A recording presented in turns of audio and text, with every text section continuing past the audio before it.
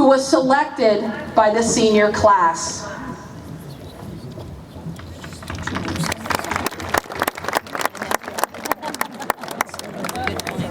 Thank you, Mrs. Bowman. Everyone sitting here today, parents and students, can agree that the last 13 years here at Pine Ridgeland have gone by in the blink of an eye. And obviously, we wouldn't be who and where we are today without the people we've encountered along the way. Most importantly, our teachers. Every year, the senior class nominates a graduation speaker, who this year I fortunately had the opportunity to have for class. For this teacher, his class isn't about making sure you have the highest grade or ending the year with an A, but that we leave his class learning more about ourselves, the world, and how it affects us more than anything. He has always empowered students to take action for what we believe in, and whether or not it goes with or against his personal beliefs. When we asked this teacher in class why he decided to become a teacher, he may have said because majoring in football and fraternity didn't work out. But I can say for myself and for my classmates that becoming a teacher was the best choice he could have ever made. I may know just as much about this teacher's childhood as I do you AP US government, but the life lessons I've learned in this class will stick with me longer than anything else. He's taught us that our generation can make a difference, and in the world that we live in now, it's necessary for us to use our voices to make this difference. He's described by other teachers as being able to build strong relationships with students so they want to learn from him, which, if you know how hard it is to get seniors to want to learn, you'd understand how great of an accomplishment this is. Not only should this teacher be acknowledged for being an outstanding educator, but I'm proud to announce that this man also served our country for almost 4 years as a paratrooper. Without further ado, it's my privilege and honor to introduce the 2018 elected speaker, Mr. Jason Goldsmith.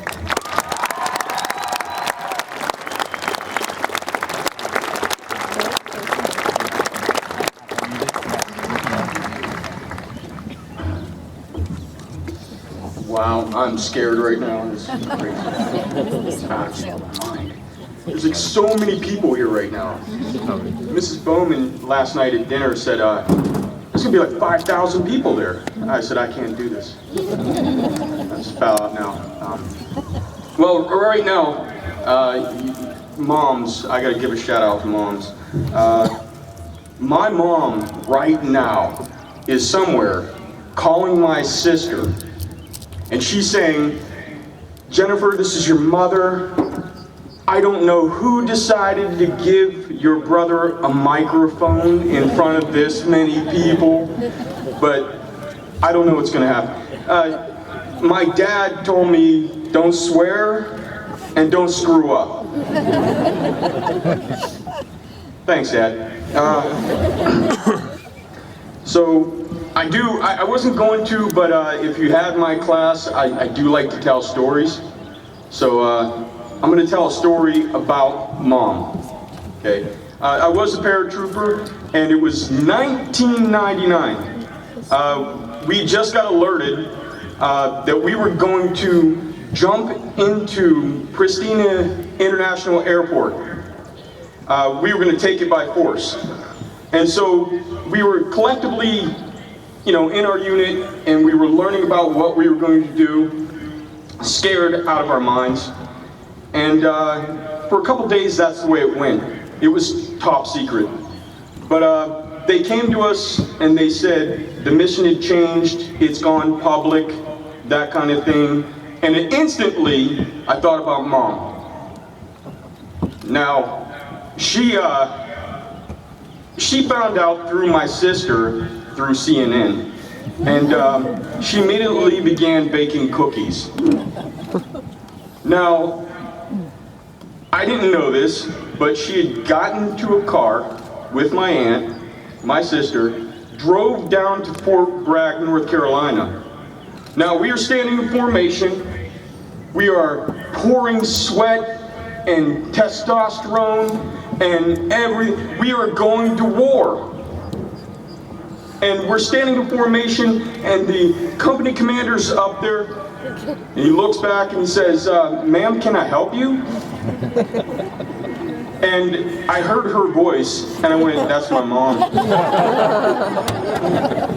And I was extremely embarrassed, but I recognized the value. I ended up not going, thank God. So she took the cookies and gave it to the unit that was going. They needed some quick energy by war.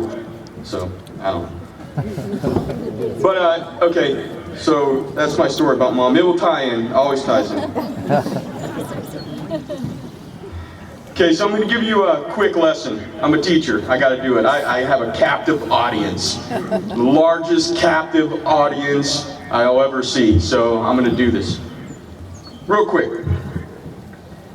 Most of my young life, I chased what is called a barbaric yelp. It was coined by the poet Walt Whitman. It is those moments where human beings yell out, ensuring that everyone around them, including the world itself, that we're alive. It can be taken in its literal form or in its metaphorical form.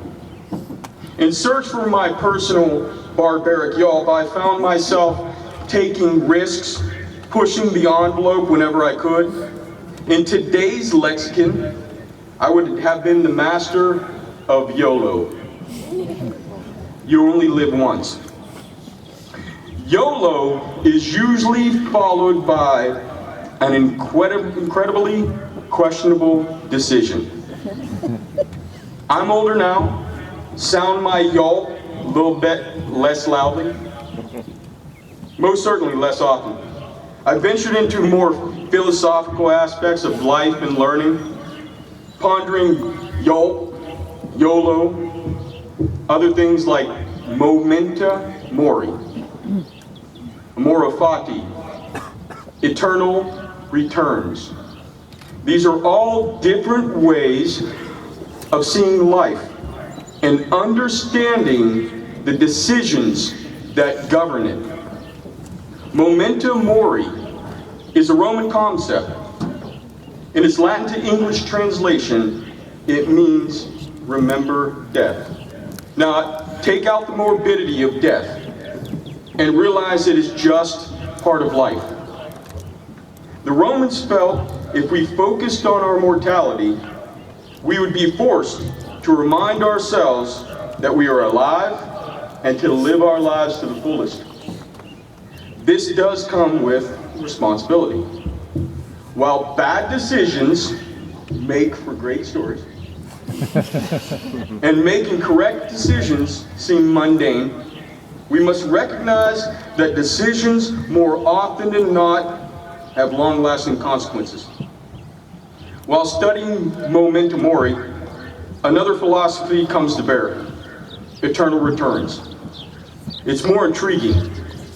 Eternal returns is a belief that every moment of this life you will live over again. The only promises of eternal returns is that you will feel every ounce of pain, grief, sorrow, hatred, joy, love, happiness that ever occurred in your life over again. That on your deathbed, your last breath will be followed by your first. The same life. Every moment that has occurred in your lifetime, you will experience again. You won't be aware of it, but from this moment on, you have just become cognizant of that idea. If we accept this possibility, would it make the next decision more important? Would you not choose to stress about small things? Would you adjust what you find to be important? From this moment on, would you recognize the value of time? Would you choose to spend it more wisely? The likely answer for the mass majority of us is yes. Time is something we are not promised. It is measured by the movement of celestial bodies above our head, and they are out of our control. We've become uncomfortable with that which is out of our control. But if we look at time differently, it may bring us comfort. Most of you are 18. If that holds true, the fact that there are 365.5 days in a year, 1 year is simply one rotation around the sun. These kids have experienced 6,579 rotations of the Earth itself and made a meager trip of 18 times around the sun. You're going to make several more trips around the sun, and you have no control over that. But that's okay. So, what have we learned? You must seek out your barbaric yelp. Remember that you're mortal. Embrace life equally, the good and the bad. That there exists a possibility that you may have to do this all over again.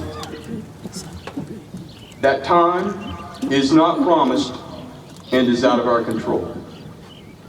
So what I do is give you permission to leave this place with this knowledge.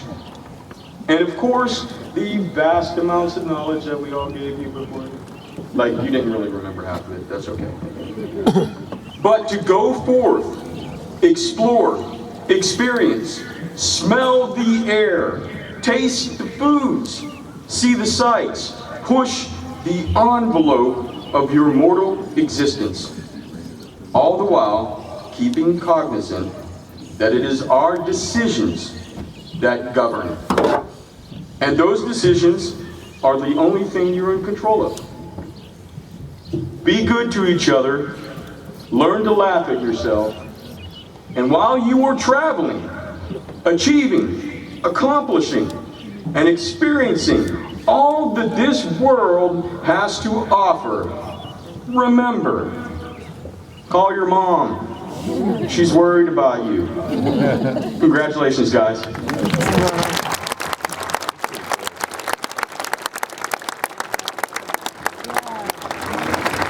Uh-huh.